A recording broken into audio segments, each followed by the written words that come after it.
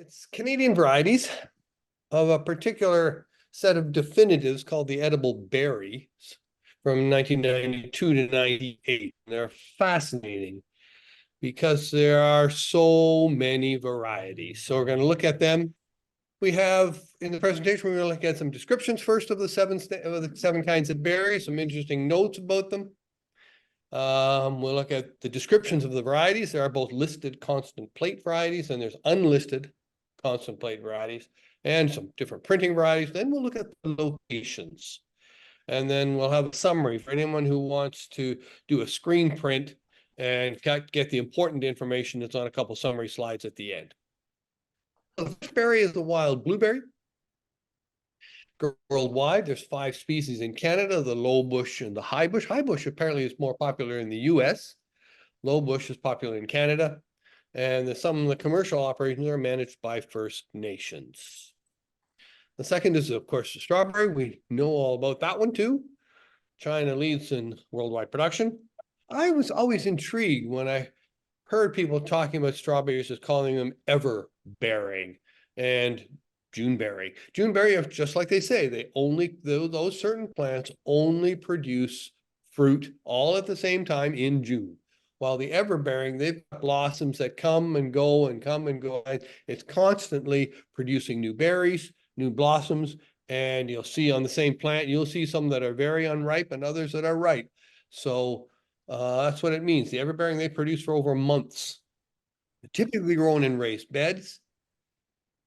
They are perennials, but it is the youngest plants that have the highest yields. So you have a decision. Do you rebed do you replant new plants and go through all that effort? You'll get a higher yield, but of course, your investment in time and everything else, effort is greater. So there's a trade-off there between at some point where the perennials don't produce enough and you have to replant them. Interestingly, unlike other fruits, these do not ripen further after picking. The black crowberry is an unusual one. It's not one that I had ever heard of. An evergreen shrub, circumboreal northern hemisphere, so it's in the northern part of the world. It's acidic, can cause headaches. You can make liquor and wine out of it, and it's an important diet of the Inuit, the northern First Nations people. Rosehip. It forms, this is formed after the flower is pollinated and only after it's pollinated. Most of them are red, but you can see some of them in purple or black. Used in jams, tea, and wines. If eaten raw, avoid the hairs because the hairs are used in a commercial product in what's called a party prank. Yes, you can buy itching powder made from the hairs of rosehip, available on Amazon.de. A German company does it. So, itching powder from the hairs of the rosehip. Black raspberry, it's a deciduous shrub. I've often struggled with the difference between what's the difference between a black raspberry and a blackberry. The raspberries are hollow. The torus part, the stem, stays on the plant when you pick it. While the blackberry, the picture that you see at the bottom there, the torus stays in the berry when you pick it. Blackberries also typically are a little blacker than the black raspberry. And of course, we're all familiar with them in jams and liqueurs and other things that black raspberries are used for. The kinnikinick, it's the First Nations name. It's also called the bearberry. It's in circumpolar regions, again, North America, Europe, and Asia. You can eat them raw, the berries. You can also use the leaves in herbal medicines and in a tobacco product. And the final one of the 7 is the Saskatoon berry. It's derived from the Cree First Nations, and the city of Saskatoon is actually named after the berry. It's also called pigeonberry, found in Alaska, Western Canada, including the Rockies, including some of the higher elevations. Eaten raw, dried, it has a sweet, nutty flavor. That's why it can be used in various products. jams, pies, wines, cereals, and pemmican, the dried meat product of the First Nations. And that's where it specifically is added to give it some flavor. So those are the berries. Now we can talk about the different varieties. There are 21 examples here. 7 of them are listed, meaning in the Unitrade catalog. The snake in the grass, bush, sky, mountain, trees. We'll get into this one. Blue thread, rose thorn, poisoned berry, leaf mold, spur on K, and smiling berry. The unlisted ones are the bluebird. These are my names for them. Caterpillar, thinned F, green aphid, red ant, cardinal on the grass, skier on the mountain, cardinal in the bush, and cyclops. Some printing varieties are called colored balloons. Again, my name's black ghosted, black doubled, doubled rose thorn, and an imperforate. So these are they are incredible because these ones in red occur on multiple locations on all 7 issues. They occur in 9 places on a pane of 100. Oh, if you have a pane of 100 of some of these 7 issues, you're going to have 36 definitive varieties, because you're going to have 9 snake in the grass, 9 blue thread, 9 rose thorn, and 9 bluebird.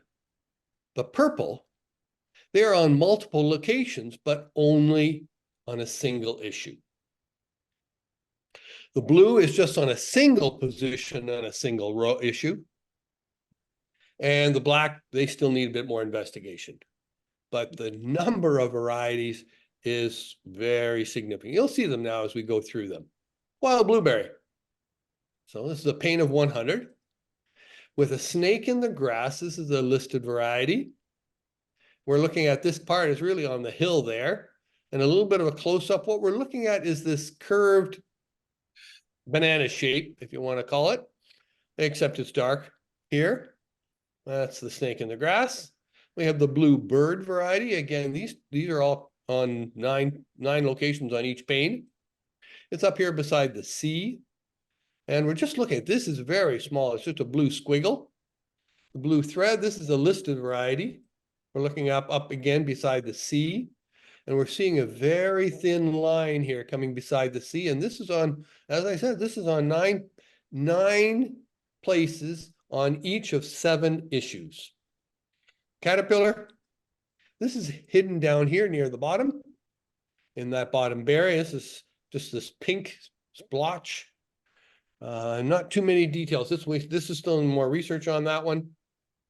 But the wild blueberry has this bluebird in column 3 and the blue thread in column 5.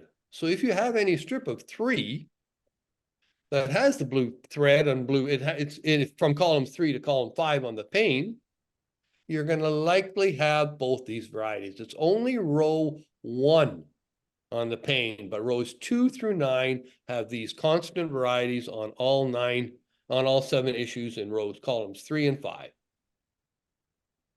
Confusing a little bit. You'll see, hopefully we'll see more. Blueberry also has a cyclops variety, constant variety here. It looks more just like a litho bubble. And here it is again in a second copy, so it is constant. This one it lacks some of the intensity. It took me a while to figure it out, but it's because this cancellation, this diffuse inkjet cancellation, covers part of that. Doesn't look like as defined it is, but it is there. That's why it lacks the intensity of the upper one. We have colored balloons.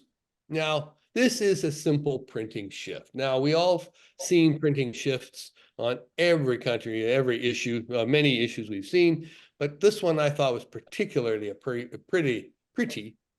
And so I've given it a name because we can really see this red balloon here and a blue balloon down here. It's all the berries. It's just a shift. But I find it, sometimes we do name interesting printing shifts. Like we in Canada, we have the snow on leaves, which is another variety, which is just a printing shift, but a white effect. Strawberry. And I think you're thinking, I think you know where I'm going to go with this, because it also has the snake in the bush. Here, right there, that black banana shape. We have the bluebird again, up in the corner beside the C, the little blue squiggle. We have the blue thread, the wavy line beside the C, and we have the rose thorn. Now this is this is in column 8 on all issues. It just doesn't show up on blueberry, so it's hidden in the berry note in the colors of the berry, so you can't see it. But this rose thorn again is on 9 positions on the pane, rows 2 through 10 on column 8. And what we're looking at is this black shape here, 2 lines together right there. We'll see it on more examples coming up. But the strawberry also, because if we have a strip of 3 with columns 3 and 5, we're going to see the bluebird in column 2, 3 beside the C, and we're going to see the blue thread in column 5. Here's a couple other strawberry ones. This is interesting because this is a thinned F. It's got a shape of an F there. It's a little bit different, and it's constant. It happens in a constant row. Here's another example of it. It is constant. It happens in a particular row. I think it's row 1. And we'll see in my summary table. That's what we're looking at. So there's the thin F variety on the strawberry. The black crowberry. This is an interesting one too. Guess what? Snake on the mountain. Same. Oh, it's on the mountain, not in the bush this time. And it's this black curved line here. Same plate position. Bluebird, again, same thing. We see the blue thread, again, there beside the C. And we have the rose thorn. In this case, it is visible. We know it's in row 8. And it's there on this berry. It's hard to see, though. You have to have 2 of them that you can compare with, because it's just this little black line right here and here. When you know where it is, you can spot it. I mean, it's not listed in the variety because it's quite hard to find. Poisoned berry. That's on the crowberry 2. This is one that's listed because it comes in a particular location and only one location on the pane.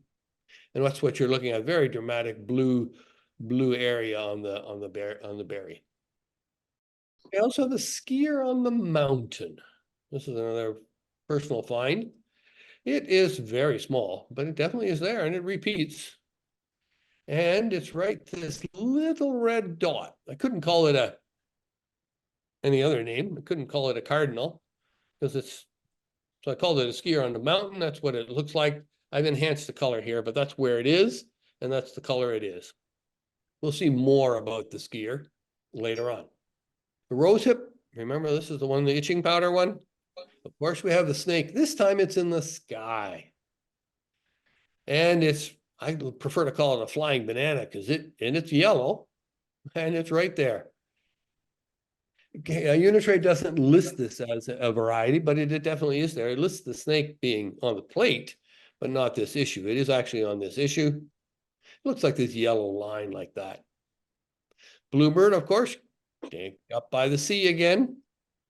And we have the blue thread up by the C again. There it is there. The bluebird is not listed in Unitrade. The blue thread is. And we have the rose thorn. And again, it's on column 8, column 8. And it's very difficult to see, but it is there right at the bottom of the berry. It's that 2 black lines together. That's the rose hip.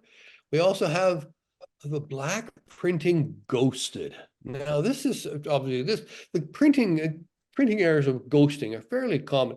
I'm only showing one example of it here, but many of the varieties that I've looked at, stamps I've looked at, have a ghost. They're all got 102s on them that say ghosted. But what you're looking at here is a little bit of extra black ink around the top of the letters. It's most easily visible here on the E in rose and the O, a little bit on the R. So it's a subtle variety, but it is on many of them. And they have the green aphid on this issue too. This is a constant variety. No, this is one that I haven't found. Sorry, I only have one copy of that. It looks like just a litho bubble, but there could be others. This is the only one that may not be a constant variety. We have the black printing doubled. This is interesting because if the printing is doubled versus just ghosted, that means it's quite a significant variety. And when we look at it here up again, we're going to look at the rose hip words. And here we see the lettering. I'm going to close up here. What we're looking at here, for example, on the R of rose, you see a very distinct two legs on that R, and that's not a ghost. That's two separate printings of the of that R, and it's also thicker. It's quite obvious. But here's where you can actually see the two printings on top of each other. The regular one, of course, isn't going to look at anything like that. There's the difference between the row, and it's not a ghost. It's a separate printing. Black raspberry, the hollow ones. Now I'm glad I know because the hollow berries. Again, this is another snake, but it's in the sky again. It's a flying banana. It looks exactly like the other one. There it is right there. Same position. You can always find them from the location of on the plate, on the stamp. We have the bluebird, of course. Again, same thing. We've got the blue thread again, up by the sea in Canada. And we have the leaf mold. This is a listed variety and constant. And it's just this pink speck. Nothing particularly interesting about it, but it is there. The kinnikinick, the 10-cent one, of course, we have now, it's in the trees. The snake, it's over here in the same spot on 10, but it is the hardest of them all to find. There are various printings of this stamp by different printing companies, and I'm not certain that the snake is visible on all of them. It is, sometimes it's green, but this is the best version of it with this black right there between the trees, right at the tree line. It's the hardest of all the snakes to find. The bluebird, of course, guess what? The squarely line up in the top.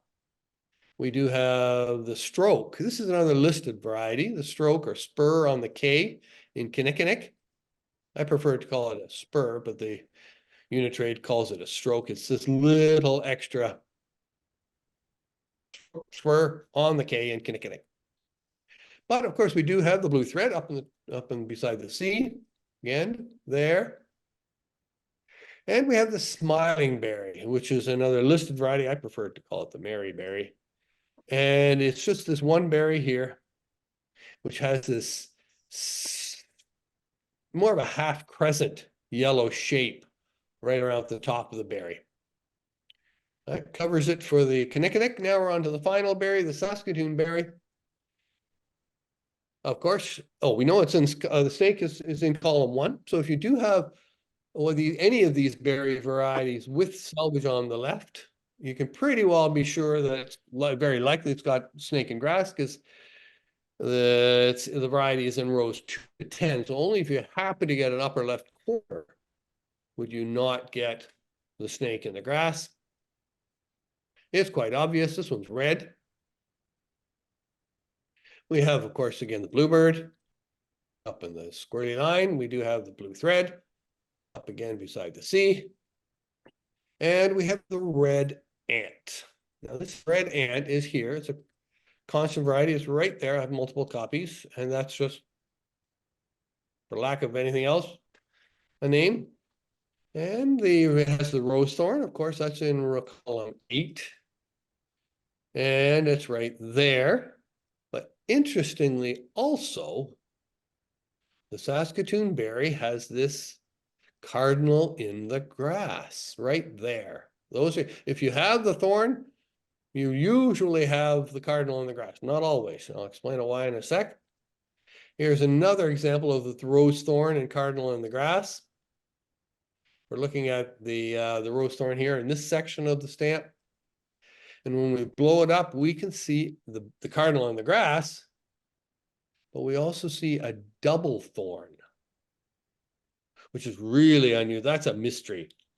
I no explanation for why there would be a double thorn on this cardinal in the grass. I have one other copy of it, and I'm not 100% convinced that the second one actually isn't red ink. It looks more red on my other copy, but no. But we do have this cardinal in the grass with the thorn, so that tells us what row it's in. Well, here's another example of the cardinal in the grass. We're looking at that part of the stamp. Here's the cardinal, but no rose thorn, because this is in row 1. We can tell from the top selvage that it's obviously row 1, and it doesn't have the rose thorn. So the cardinal is in all 10 positions in the row. The rose thorn is only in rows 2 to 10. And here we have a block of 4 with the cardinal in the bush. Now, this is different than the cardinal in the grass. Here we have a cardinal in the bush, and this is in constant because here it is here. It's this little red dot. And we have the cardinal in the bush and the stamp beneath it in the same block. I don't know what row this is. It needs a little more effort to figure out what row that's in, but it's right there. So that's constant.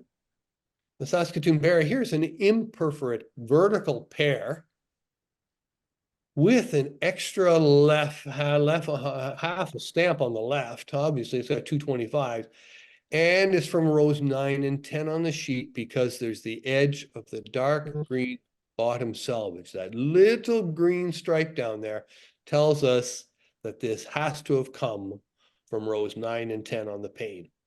I looked at the Saskatoon berry, and I had the cardinal in the bush here, and we have the skier on the mountain in the crowberry, which seems to be about the same place. So I was trying to figure out if it actually was the same variety on different issues. And I think you can see that once I put axes through each of the locations, they are in the same location, the distance from the sea, difference in, so they're all in precisely the same. So it is another one of these examples of a variety that's on the plate that got transferred to different issues. I don't know what rows yet, but it is on multiple issues. Then I went to see if it was also on any of the other issues. So I drew the grid, spaced it out. If it is on the 1 cent blueberry, it's going to be really tough to find because it's right in the middle of that blue. If it's on this 2 cent strawberry again, it could be really tough because it's right on the edge of the red. The rose hip, we might find it. I haven't looked at enough copies to see if it's also on the rose hip, but the border of the rose hip of the bush here is actually formed with red inkjet dots. So a whole series of them. So it could easily get lost there too. The black raspberry, of course, it's going to be impossible to find on the red berry.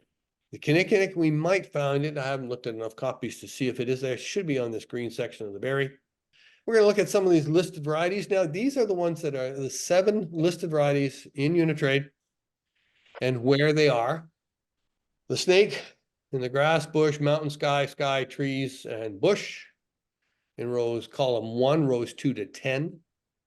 Blue thread, column 5, 2 to 10. The rose thorn, it is in columns 8, row 2 to 10, but you can't see it here on this one, and you can't see it on these 3. So it's not there, at least according to the Unitrade. Poisonberry is just on 1 issue. The crowberry, column 2, row 3. The leaf mole smiling berry are on rows 1 to 10, different columns. And the spur on the K is in 1 particular location only. Column 1, row 10. So it comes together with the spur on the K will also happen with the snake on that issue because it's also in column 1, row 10. So here are the Unitrade listed varieties: the snake in the grass, bush, sky, mountain, the rose thorn, the poisoned berry, the stroke spur on the K, the blue thread, the leaf mold, and the smiling berry. Those are examples of all 7 of the Unitrade listed varieties.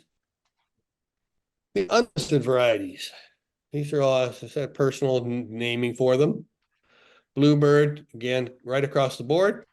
Caterpillar and cyclops are only on the 1 cent. I'm not sure what positions yet. More work is needed. The thin death on the strawberry.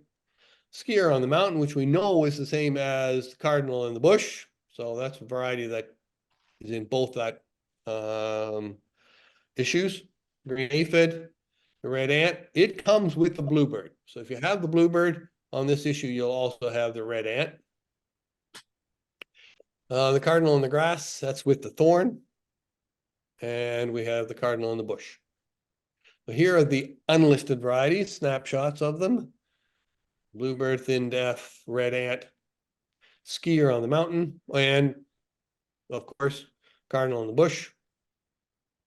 Caterpillar, green aphid, cardinal in the grass, and the cyclops. And the printing varieties, the colored balloons, the printing shift, black printing ghosted, black printing doubled. We have the doubled rose thorn and the imperforate pear. So here's a summary table that lists all the varieties. So this is the final table that I've just put together. It shows the summary of the varieties on all issues. So if you have any of these panes of the different stamps, all 7 issues, if you have a pane of 100, the snake will appear here. The bluebird is in these 9 positions. The blue thread is in these 9, and the thorn is in these 9. So if you have a pane of 100, you've got 36 with varieties. And here we go. Final. If there's any questions, this shows you as a snapshot where the varieties occur on each of these 7 issues.